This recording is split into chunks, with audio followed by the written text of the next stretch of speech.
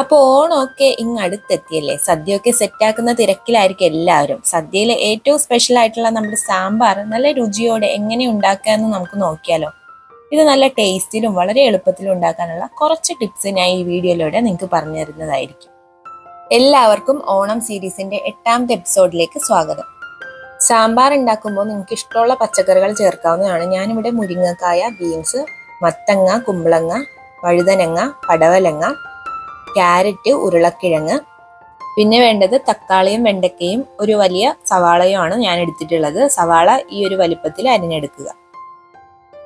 സാമ്പാറിലേക്കുള്ള കഷ്ണങ്ങൾ നിങ്ങൾ അരിയുമ്പോൾ കുറച്ച് വലിപ്പത്തിലും അതുപോലെ തന്നെ ചതുരാകൃതിയിലും അരിയാനായിട്ട് നിങ്ങൾ ശ്രമിക്കുക, അല്ലെങ്കിൽ വേവിച്ചെടുക്കുമ്പോൾ പെട്ടെന്ന് ഇത് ഉടഞ്ഞു പോകും. അടുത്തതായിട്ട് നമുക്ക് വേണ്ടത് 100 ഗ്രാം തൂവരപ്പരിപ്പാണ്. ഇത് നമുക്ക് നന്നായിട്ടൊന്ന് വേവിച്ചെടുക്കണം.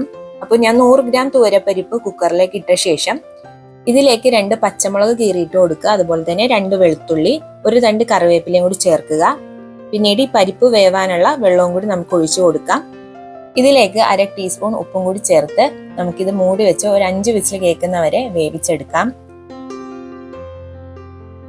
പരിപ്പ് നല്ല രീതിയിൽ വെന്ത് കിട്ടിയിട്ടുണ്ട്. ഈ ഒരു പരുവത്തിലായിരിക്കണം പരിപ്പ് എടുക്കേണ്ടത്. അടുത്തതായിട്ട് ഞാനിവിടെ ഒരു കടായി എടുത്തിട്ടുണ്ട്. ഇതിലേക്ക് വെണ്ടക്ക, തക്കാളി, വഴുതനങ്ങ എന്നീ പച്ചക്കറികൾ ഒഴിച്ചിട്ട് ബാക്കി എല്ലാ പച്ചക്കറികളും ഇതിലേക്ക് ചേർത്ത് കൊടുക്കുക.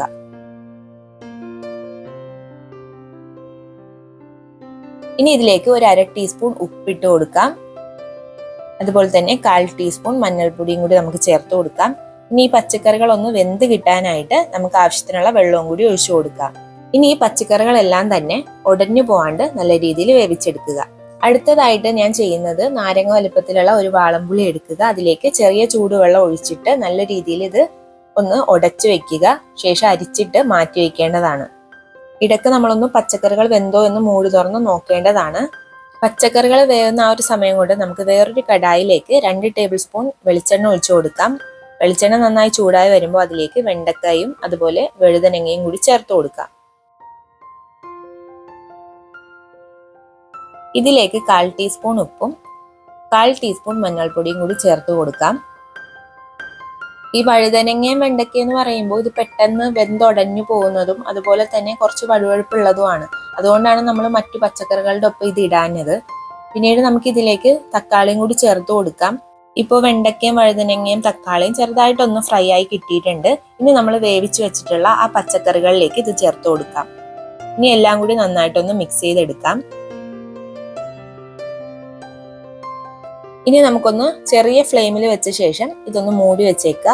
ഇനി അടുത്തതായിട്ട് നമുക്ക് പൊടികളൊന്ന് വറുത്തെടുക്കണം. അതിനായിട്ട് 3 ടേബിൾ സ്പൂൺ മല്ലിപ്പൊടി ഞാൻ ചേർത്ത് കൊടുക്കുന്നുണ്ട്. പൊടികൾ വറുക്കുമ്പോൾ എപ്പോഴും ഫ്ലെയിം സിമ്മിലായിരിക്കണം വെച്ചിരിക്കേണ്ടത്.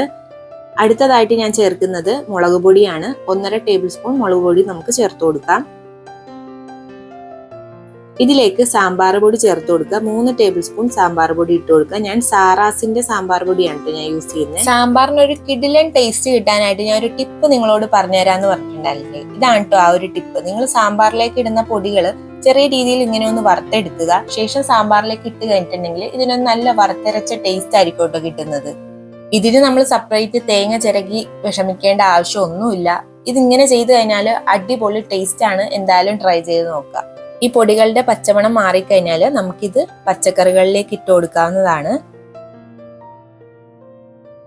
നേരത്തെ നമ്മൾ വാളൻപുളി അരിച്ചു വെച്ചിട്ടുള്ള വെള്ളം അത് 1/2 കപ്പ് നമ്മൾ ഇതിലേക്ക് ചേർത്ത് കൊടുക്കുക. ഇതെല്ലാം കൂടി നന്നായിട്ട് മിക്സ് ചെയ്ത ശേഷം ഇതിലേക്ക് നല്ല ചൂടുവെള്ളം ചേർത്ത് കൊടുക്കാം. അത് നിങ്ങൾ ആവശ്യത്തിന് നോക്കിയിട്ട് ചേർത്ത് കൊടുക്കുക. സാമ്പാറിന് നല്ലൊരു വേറെ ടേസ്റ്റ് കൊടുക്കുന്നത് തുവരപ്പരിപ്പാണ്. അപ്പൊ നമ്മൾ വേവിച്ചു വെച്ചിട്ടുള്ള തുവരപ്പരിപ്പ് ഇതിലേക്ക് ചേർത്ത് കൊടുക്കാം. ശേഷം ഇതെല്ലാം കൂടെ നന്നായിട്ടൊന്ന് മിക്സ് ചെയ്തെടുക്കുക. ഈ ഒരു സമയം നിങ്ങൾക്ക് ഉപ്പ് വേണമെന്നുണ്ടെങ്കിൽ ചേർത്ത് കൊടുക്കാവുന്നതാണ്.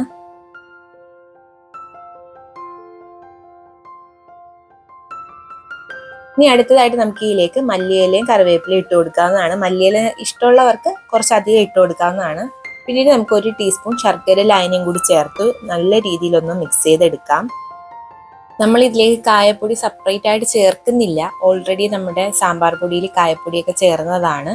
അപ്പോൾ നിങ്ങൾ സെപ്പറേറ്റ് കായപ്പൊടി ചേർക്കുകയാണെന്നുണ്ടെങ്കിൽ നിങ്ങൾ അതിൽ ഒരു 1/4 ടീസ്പൂൺ കായപ്പൊടി ചേർത്താൽ മതി.